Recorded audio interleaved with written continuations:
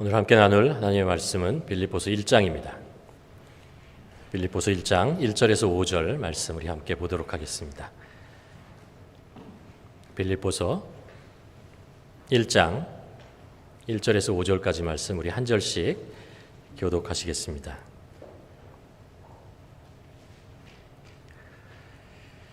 그리스도 예수의 종 바울과 디모데는 그리스도 예수 안에서 빌립보에 사는 모든 성도와 또한 감독들과 집사들에게 편지하노니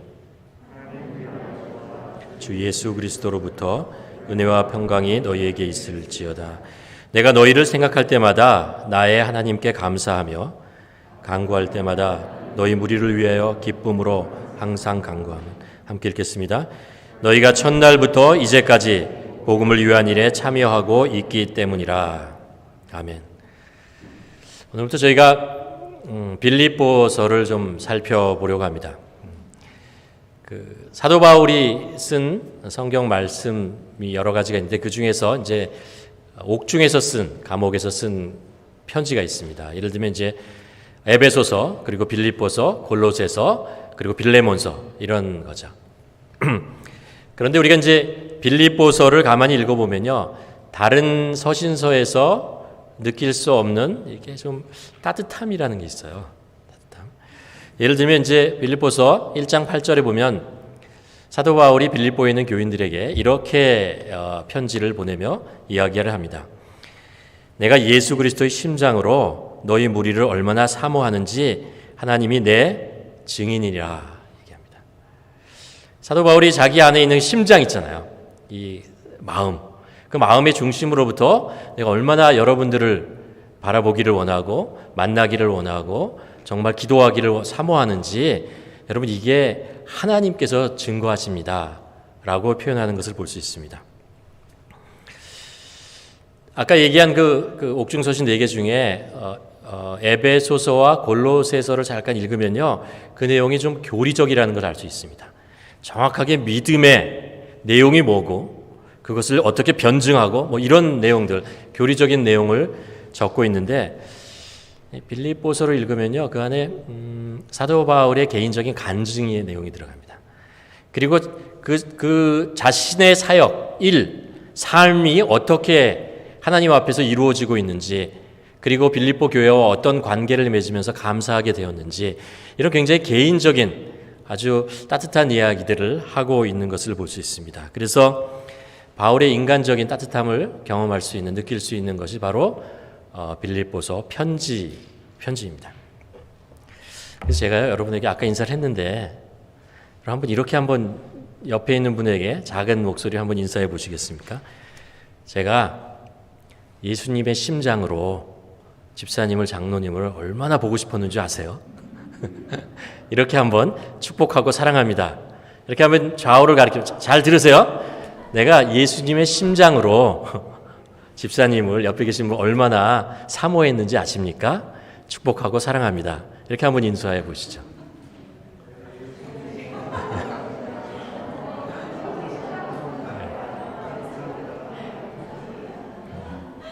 이럴 때 사용하는 현대말이 오글거린다라는 것 같습니다. 빌립보서는요, 그리스도인의 삶에 빼놓을 수 없는 아주 중요한 그 보물과 같은, 보석과 같은 그런 것 하나를 우리에게 전해줍니다. 그게 뭐냐면요, 기쁨이라는 거예요. joy.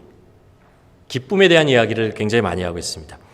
빌립보서를 가만히 읽으면 한 16번 정도 기쁨에 관계되는 이야기들을 사도 바울이 계속해서 얘기하고 있는 것을 볼 수 있습니다. 그리스도인의 삶이라고 하는 것이 기쁨이 있다라는 것이죠. 제가 얘기를 하나 들었는데, 미국의 어떤 사람이 여행을 하게 됐어요. 시골에 여행을 가게 됐어요. 다른 마을에 여행을 가게 됐는데, 이제 이분이 믿는 사람이었어요. 그래서, 주일이 돼서, 교회를 가야겠다 이런 마음이 생겼습니다. 그래서 이제 호텔에서 나와서 교회를 이제 찾다가 순경이 이제 경찰이 있는 것을 보고 경찰한테 물어봤어요. 이 근처에 교회가 어디 있습니까? 라고 얘기했더니 이 경찰이요, 저기 그 길가 끝에 있는 멀리 있는 교회를 가리키며 저 교회를 한번 가보십시오 라고 얘기를 하는 거예요. 그래서 고맙다고 얘기를 하고 고개를 들고 두리번거렸더니 주위에 교회들이 많이 있는 거예요.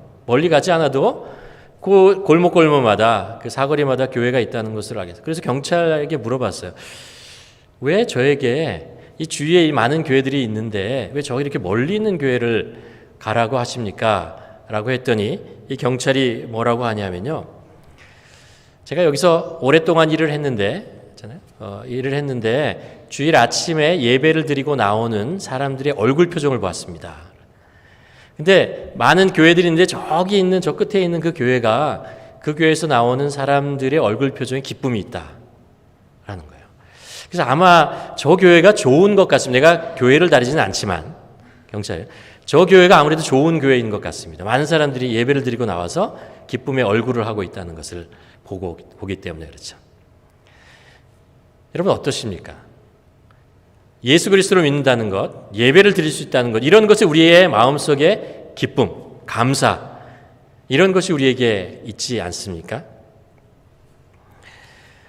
우리의 신앙의 삶에 있어서 삶의 속에는요, 세상 사람들이 이해할 수 없는 그 신앙인들만 가지고 있는 기쁨이라는 것이 있습니다. 기쁨이라는 것은 우리 삶의 활력입니다. 사도 바울에게도 그랬습니다. 우리가 사도 바울의 그 삶을 알잖아요.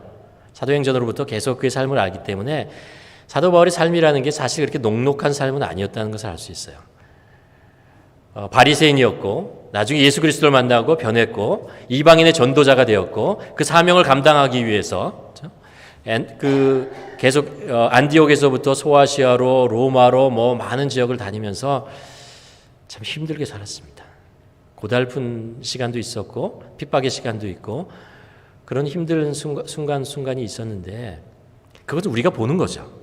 우리가 그 사도 바울의 삶을 통해서 그렇게 보여지는 것입니다. 그런데 사도 바울 마음속에서는 사도 바울이 고백하는 것은 뭐냐면 기쁨이라는 것입니다.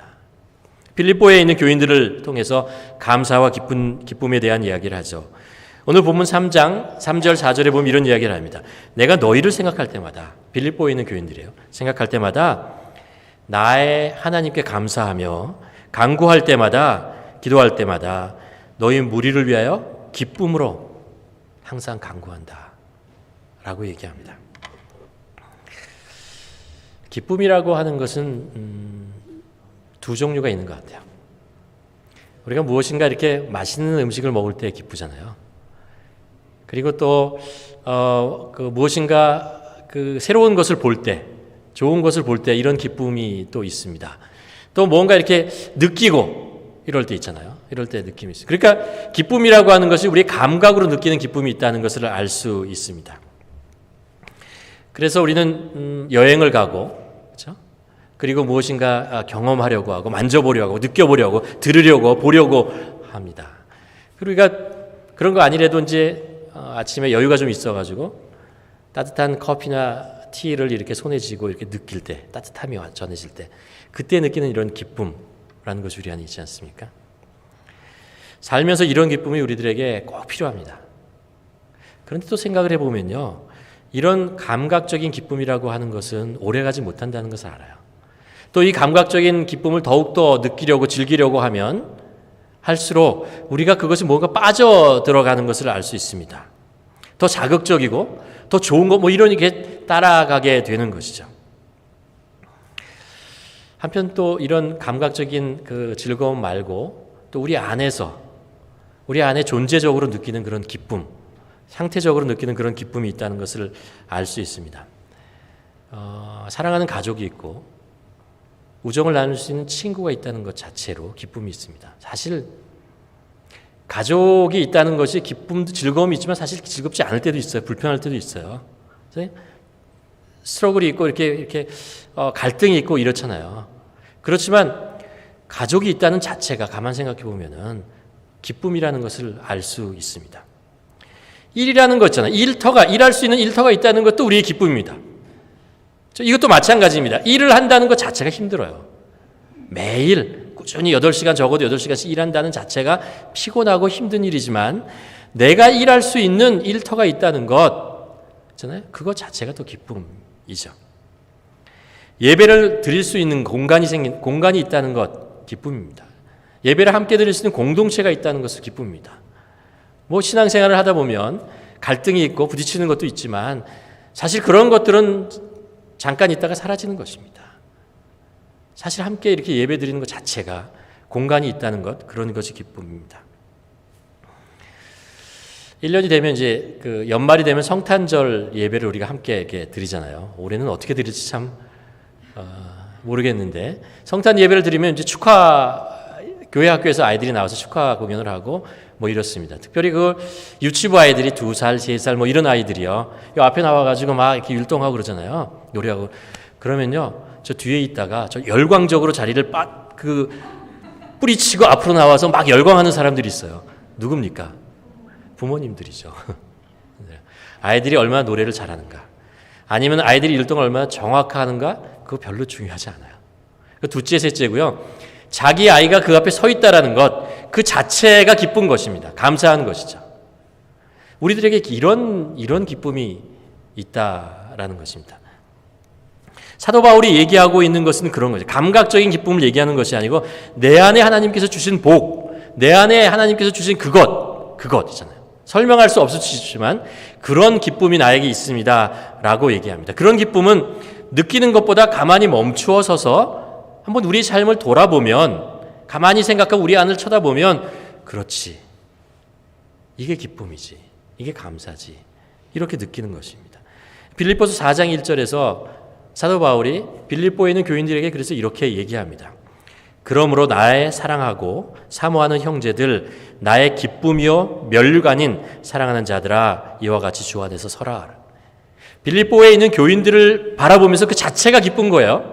그에게 뭐라고 얘기하냐면 사모하는 형제, 나의 사랑하는 자요, 이렇게 나의 기쁨이요 면류관이요, 이렇게 얘기를 하고 있는 것입니다. 그 성도들 자체 때문에 그렇죠. 이방인으로서 빌립보 교회가 이방 교회에 세워진 거잖아요. 거기서 복음을 전했더니 그들이 예수 그리스도를 믿고, 그리고 그들이 모여서 예배를 드리고 하나님을 찬양하고 교회를 세우고, 이 자체가 사도 바울에게는 정말 기쁨이고 감사이고 감격이고 그랬던 것입니다.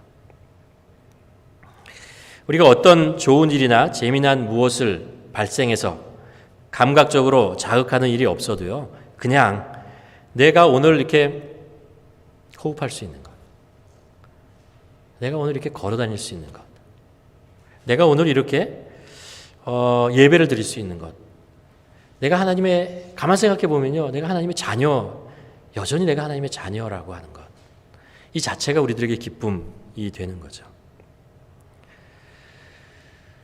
우리가 현장 예배를 드리면서 다시 이렇게 홍하니 이렇게 이런 공간을 다시 예배실로 꾸밉니다. 지난 10년 동안 우리가 해왔던 일이고 사실 그거 쉽지 않다는 것을 알죠. 어떻게 보면 지난 6개월 동안 하나님께서 우리에게 좀 쉬게 만드신 것 같아요. 쉬게 만들어. 그리고 온라인으로 예배 드리게 하는 것이죠. 주일마다 아침에 그 예배실을 꾸미고 뭐 이렇게 2m마다 이렇게 의자를 놓고, 그리고 음향 하나하나 세팅하고 이런 일들을 합니다. 또 앞에 이제 여러분들을 맞이하기 위해서 요즘 뭐 세니타이징 해야 되고 온도 측정해야 되고 기록해야 되고 이런 것들을 하나하나 준비하고 주차 관리하고 이런 일들을 해야 합니다. 찬양 연습을 하고 그러죠. 가만 생각해 보면요, 그런 공간 속에서 예배를 드릴 수 있다는 것 자체가 기쁜 일입니다. 참 감사하죠.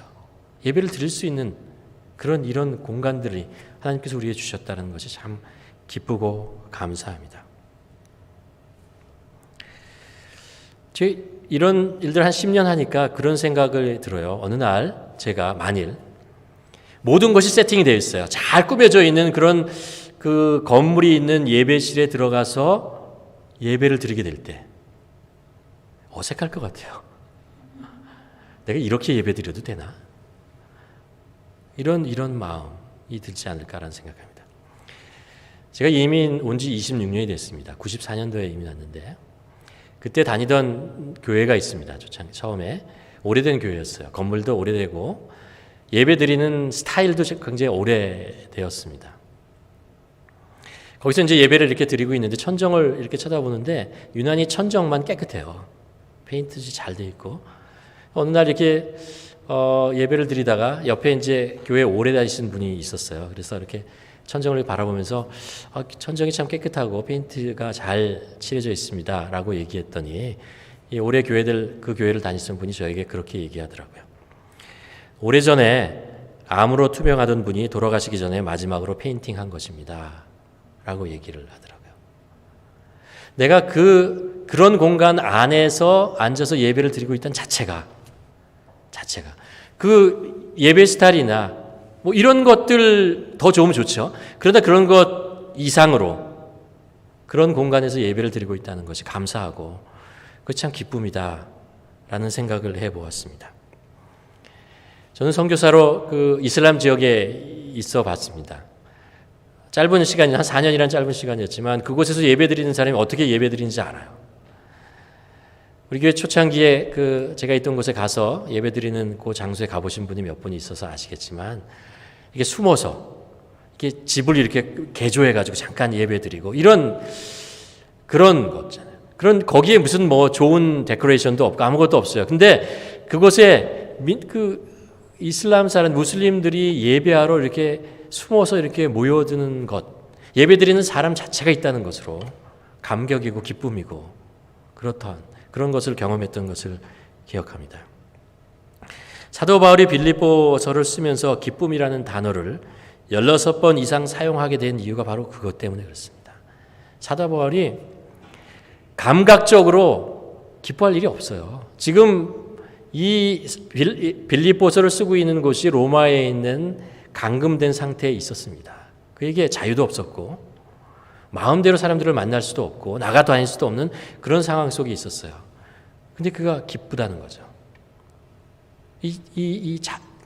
그리스도인 자기가 된 게 기쁘고 하나님이 함께 하시는 그 기쁨 자체가 그것이 기쁨이 되는 거죠. 빌립보서 1장 1절에서 그렇게 얘기합니다. 그리스도 예수의 종 바울과 디모데는 그리스도 예수 안에서 빌립보에 사는 모든 성도들과 또는 감독들과 집사들에게 편지하노니 라고 얘기합니다. 사도 바울은 편지를 쓸 때마다 편지 안에 꼭 집어넣는 표현이 있어요. 그리스도의 종된, 그리스도의 사도된 라고 얘기하면서 그리스도 안에 있는 바울이라고 표현을 합니다. 바울은 로마의 감옥 안에서 죄수된 상태에서 있지만 그가 사람들에게 자기를 표현하는 방법은요 동일해요.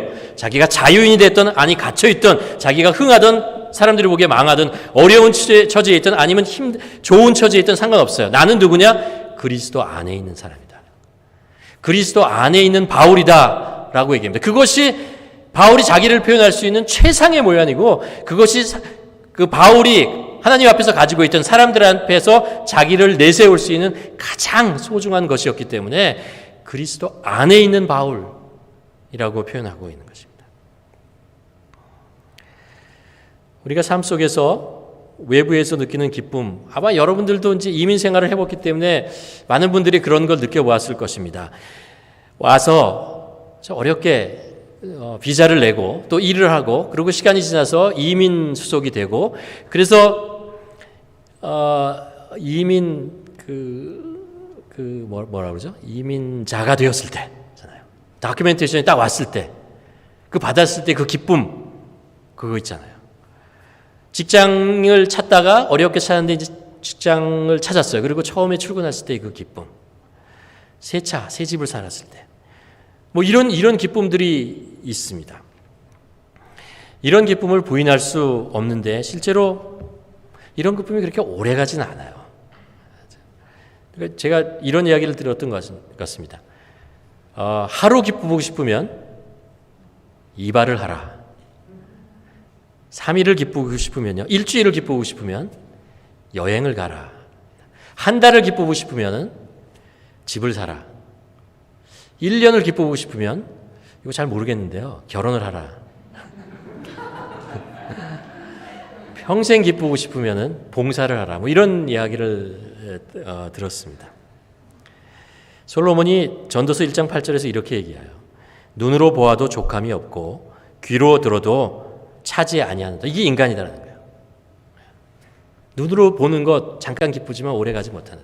귀를 듣는 것 그것이 우리의 삶에 그렇게 오랫동안 차지 못하다라는 것입니다. 이런 기쁨은 소유할 수도 없고 오래 가지도 못합니다. 반대로 이런 기쁨의 어떤 조건이 사라지면, 예를 들면 머리가 빠지고 그런 거죠. 그리고 코비드-19으로 여행을 마음대로 할 수 없게 되고, 그리고 집에 몰개지를 잘 낼 수 없게 되었을 때, 그리고 사랑하는 사람을 떠나보내거나 아니면 건강이 악화되었을 때 가지고 있던 모든 기쁨은 사라져 버립니다. 빅토 요가 이런 얘기를 했습니다. 가장 큰 기쁨은 우리가 누구를 사랑하고 누군가로부터 사랑을 받고 있다는 믿음을 가질 때다라는 거죠. 그렇죠. 그런데 이 사랑의 대상이 사람이라면 이것도 그렇게 오래가지 못한다는 것을 압니다. 그러나 우리 기쁨의 근거가 하나님이시라면 얘기는 달라집니다.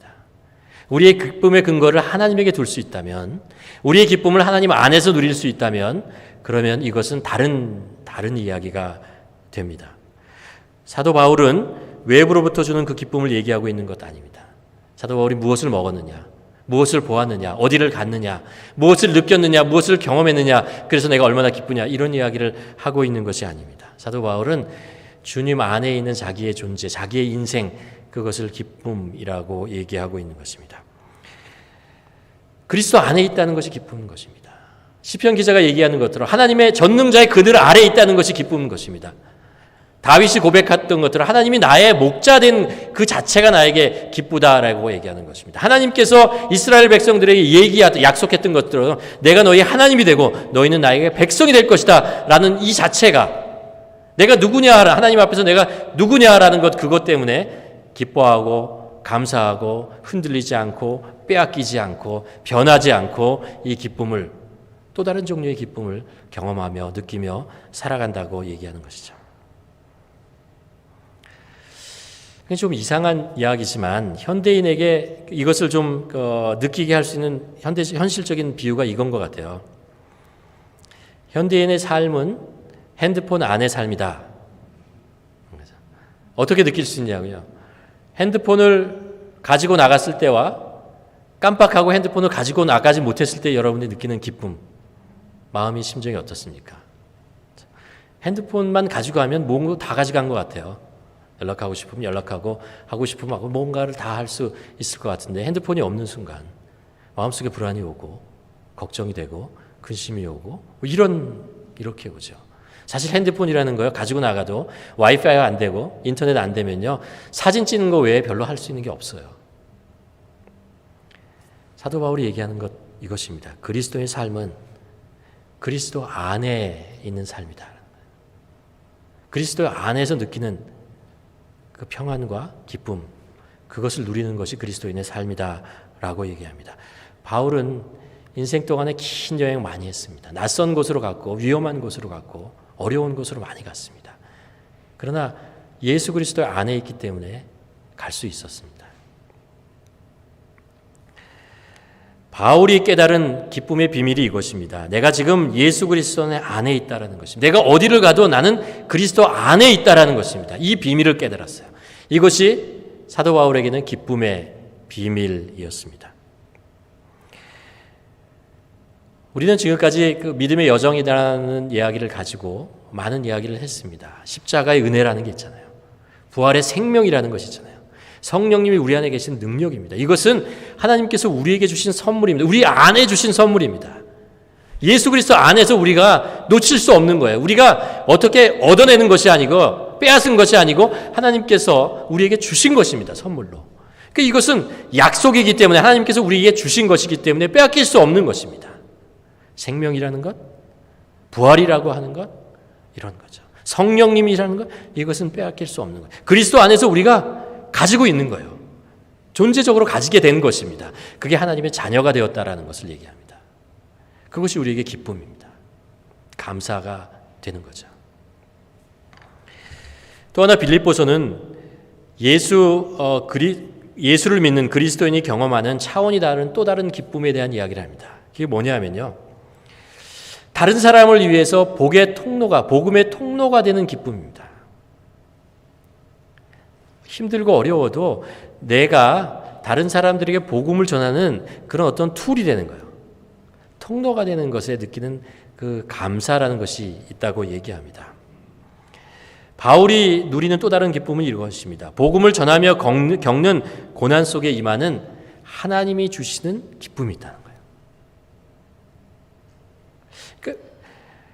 사도 바울이 어떻게 그렇게 사도 바울도 인간인데, 우리와 똑같은 성정을 가지고 있는 인간인데 어떻게 그렇게 힘들고 어려운 고난 속에서 그 일을 감당했냐 말이에요. 사도 바울이 의지력이 강해서, 능력이 좋아서, 사도 바울이 가지고 있는 개인적인 무엇인가를 가지고 있어서 아니라고 얘기하는 것입니다. 그런 것이 아니고 그렇게 복음의 통로로 살아갈 때 하나님께서 그에게 주신 기쁨이라는 것이 있다는 거예요.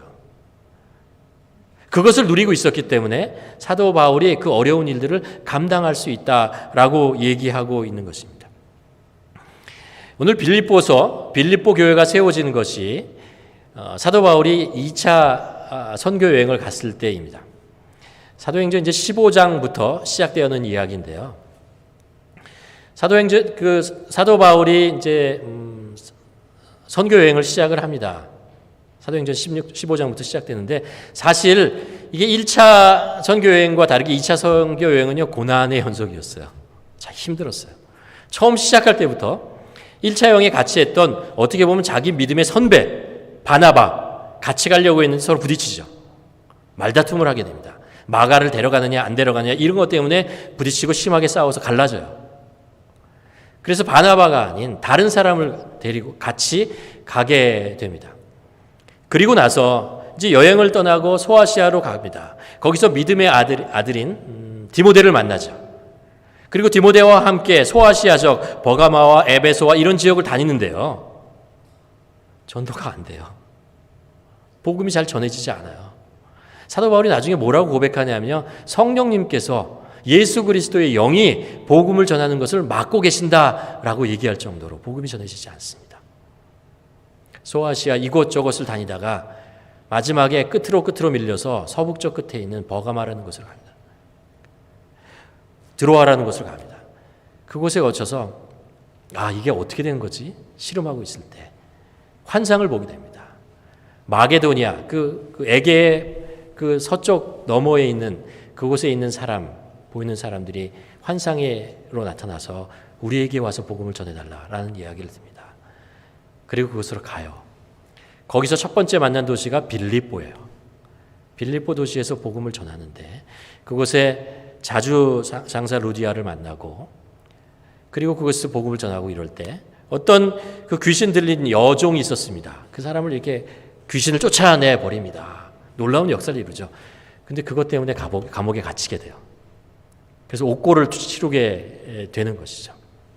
고생을 합니다. 이제 그 바울과 실라가 그곳에서 하나님을 찬양하고, 그리고 하나님께 예배를 드려요. 그리고 그러고 있는데 지진이 일어나고 옥문이 열려버립니다.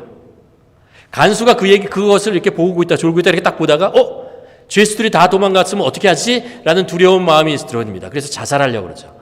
그때 바울이 자살하지 말라라고 합니다. 나 여기 그냥 있다라고 얘기하죠. 그것을 계기로 바울이 그 간수장의 집에 가게 됩니다. 그리고 그곳에 있는 사람들에게 복음을 전해요.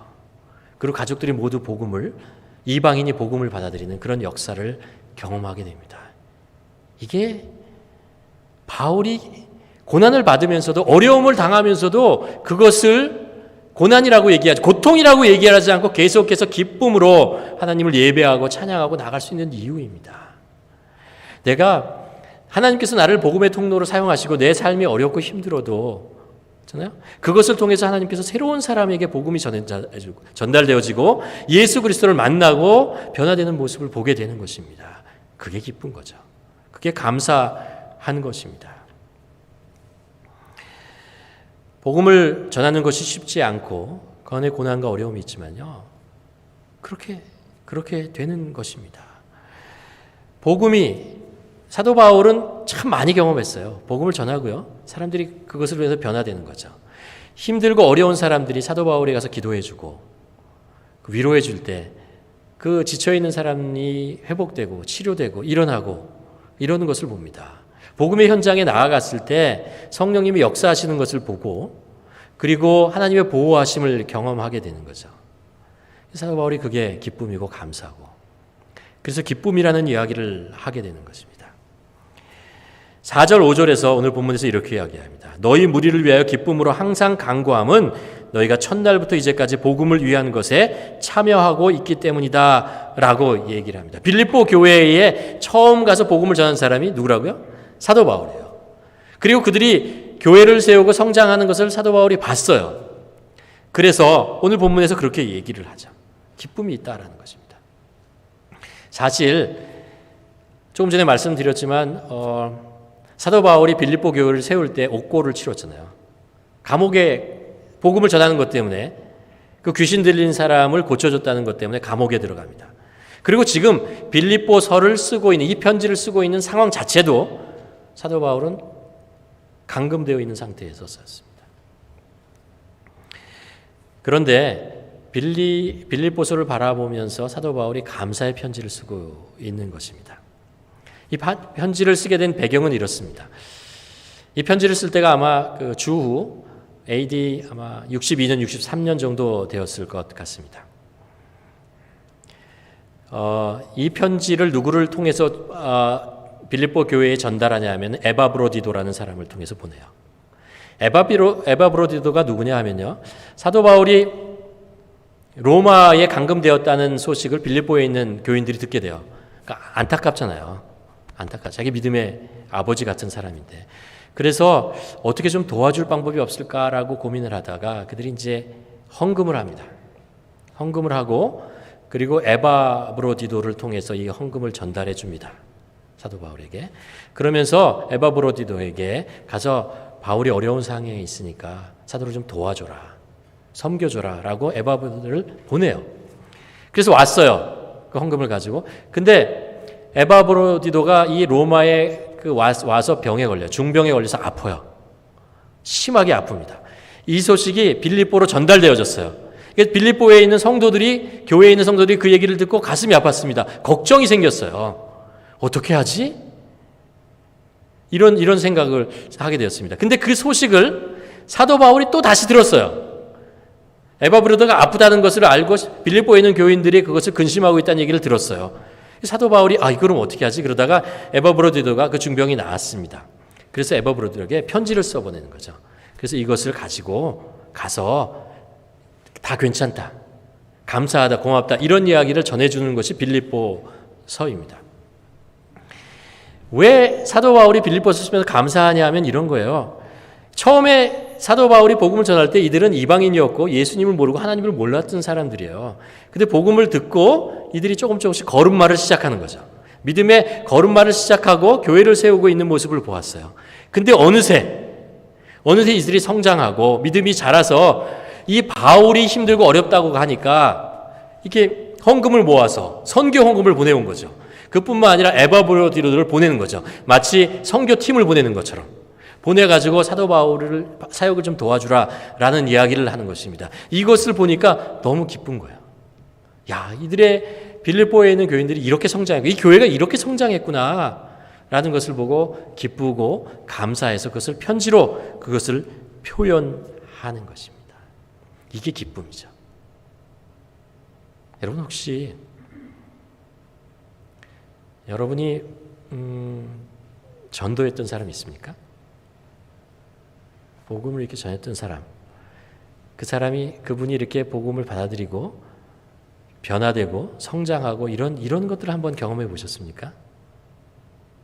아니면 여러분 주위에 어렵고 힘든 사람들이 있었는데 그분에게 작은 봉사를 좀 해줬어요. 뭐 음식을 해줄 수도 있고 가서 격려를 해줄 수도 있고 필요한 것들을 좀 도와줄 수도 있고 그런데 그 사람이 그것을 통해서 위로를 얻고 용기를 얻고 힘을 얻고 이랬던 것들.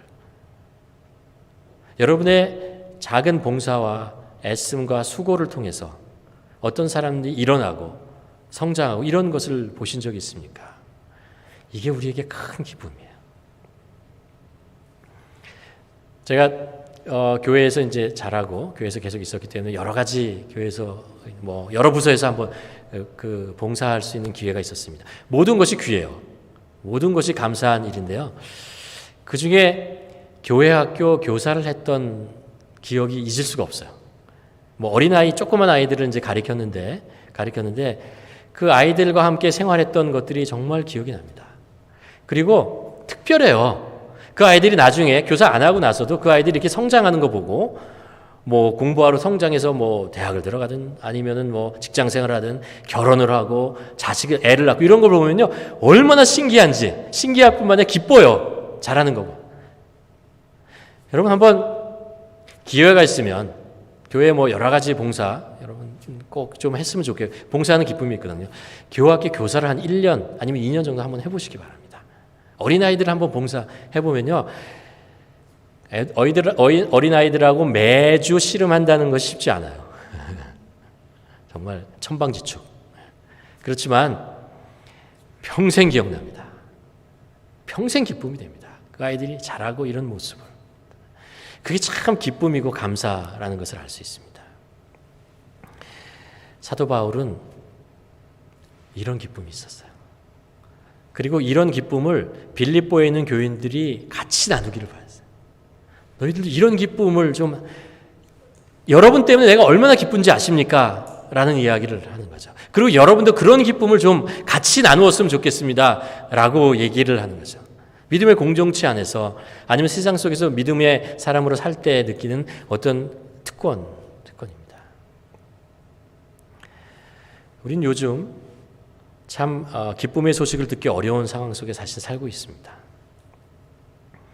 한동안 10여 년 동안 아주 호황을 누리던 오일 가격이 떨어지면서 이게 언제 회복될지 모르는 기미를 알 수 없는 그런 시간을 보내고 있고 거기에다 또 코로나 바이러스라는 것 때문에 사회적으로도 그리고 가정에서도 굉장히 많은 스트레스를 어려운 상황 속에 놓이게 되었습니다. 미래가 불확실하고 그렇죠. 힘든 상황 속에 있습니다. 그래서 제가 한 달 좀 넘게 계속해서 전화 신방을 하고 있습니다. 아직 뭐 다 하지 못했는데 이렇게 살아간 이 과정에서도 6개월 동안 살아가시는 모습을 보니까 참 우리 교회 교인들 대단하시다는 생각합니다. 어렵고 힘들지만 그래서 기도하며 믿음으로 이렇게 이겨내며 이런저런 방법으로 애쓰시는 모습을 보게 되고 정말 감사하게 됩니다. 이런 상황들을 보면서요 다시 한번 깨닫게 됩니다. 우리의 기쁨은요 그리스도 안에서 있습니다. 우리가 그리스도 안에 있다는 것을 얼마나 깊이 경험하게 되느냐. 우리는 기쁨의 근거를 세상이 아니라 예수 그리스도 안에서 찾는 자가 되어야 됩니다. 특별히 우리가 이렇게 이 코로나 바이러스로 인해서 어려운 상황이 있을 때 우리가 다시 한번 생각해 봐야 됩니다. 나의 기쁨의 근거는 어디 있느냐? 나는 지금까지 어떤 것 때문에 기뻐하였는가라는 것이죠. 예수 그리스도가 우리의 기쁨의 근거죠. 그렇습니까, 여러분? 예수 그리스도가 우리의 기쁨입니까? 맞아요. 흔들리지 않는 기쁨이 있습니다. 이것이 일단 파운데이션으로 잡혀져야. 그렇죠? 예수 그리스도 안에 있는 우리의 삶이 예수 그리스도 안에 있다. 우리가 그리스도 안에 있다라는 것에 대한 확신, 이런 믿음이 있어야. 그래야 그 위에 우리 인생을 세울 수 있습니다. 그래야 우리 인생에 좀 폭풍이 오고 파도가 치고 어려움이 있어도 이것에 그렇게 좌지우지되고 흔들리지 않고 우리의 삶을 다시 원래의 자리로 돌려놓을 수 있습니다. 여러분 우리가 빌립보서를 계속 알아볼 텐데 여러분 한번 읽으면서 묵상하면서 사도 바울의 기쁨을 우리도 함께 누렸으면 좋겠습니다. 그리스도 안에서 누리는 기쁨이 무엇인지를 우리도 다시 한번 이렇게 깊이 배가 흔들리지 않으려면 폭풍 때 어떻게 한다고요? 앵커를 바다 깊숙이 내려야 되잖아요. 그 깊숙이 우리가 내려야 되는 그 앵커를 내려야 되는 그곳이 어디냐면 예수 그리스도다라는 것입니다. 여러분 바라기는 우리의 어려움 속에 예수 그리스도 안에서의 기쁨이 무엇인지를 다시 회복하는 시간 되었으면 좋겠습니다. 그래서 다시 우리의 삶이 흔들리지 않고 우리의 표면은 흔들려도 우리의 삶의 깊숙한 곳에 뿌리내리고 있는 예수 그리스도 그것 때문에 다시 원래 자리로 돌아오고 우리 삶의 기쁨을 회복하며 누리는 우리 모두가 되기를 주님의 이름으로 간절히 축원합니다. 기도하시겠습니다. 아까 우리가 보았던 말씀 중에 이런 말씀이 있습니다. 사도 바울이 주 안에서 항상 기뻐하라. 내가 다시 말하노니 기뻐하라. 아무것도 염려하지 말고 다만 모든 일에 기도와 간구로 너희 구할 것을 감사함으로 하나님께 아뢰라. 그러면 하나님이 우리에게 허락하신 약속이 있습니다. 그리하면 모든 지각에서 뛰어난 하나님의 평강이 그리스도 예수 안에서 너희 마음과 생각을 지키시리라. 이 시간에 한번 기도했으면 좋겠습니다.